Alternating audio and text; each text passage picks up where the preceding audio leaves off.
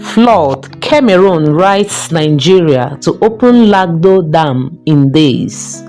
And the rider says 13 states at risk in Nigeria.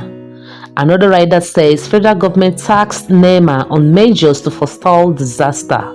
That story is on page 9 of Al Jazeera newspaper this morning.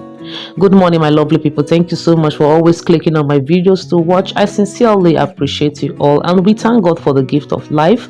This morning I bring to you Al Jazeera newspaper, being the 28th day of August 2023, and the headlines I'm seeing here today is so touching. Like our big news here is so sad. 13 states at risk in Nigeria, risk of flood.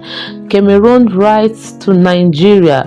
I think this is something that our federal government should take serious, because 13 states at risk is not a good one. Of course, we know how flood can cause a lot of disaster.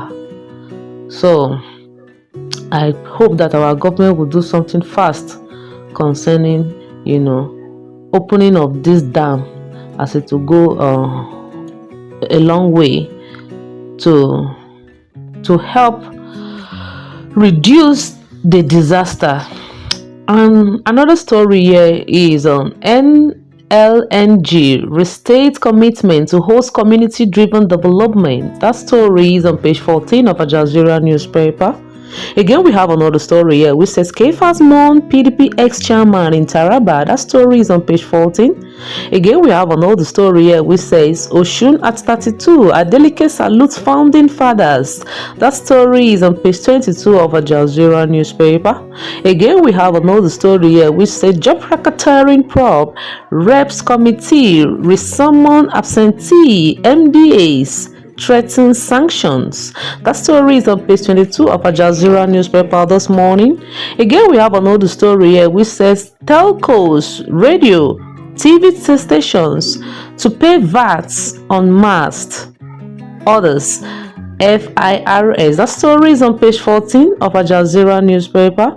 Again, we have another story here which says subsidy removal, hardship not permanent, says Lawan. That story is on page 5 of Al Jazeera newspaper. We hope so.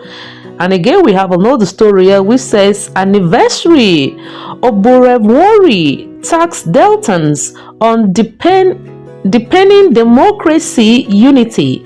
That story is on page 7 of Al Jazeera newspaper.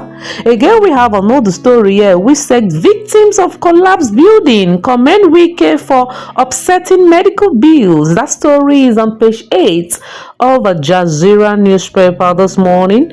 Again, we have another story here which said oil theft, daily loss of 400,000 barrels to criminals still ongoing, says Ribadu. That story is on page 5 of Al Jazeera newspaper. That's not a good one.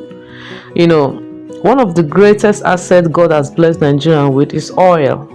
But the way we are going about the management of our refineries and this oil is not to our best interest.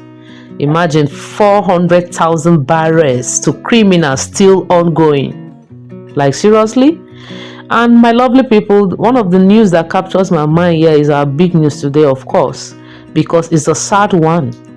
It's a sad one because I know you and I know what flood can do. As in, where there is flood, that area is condemned. People suffers, building collapse, lives are gone, cars destroyed. So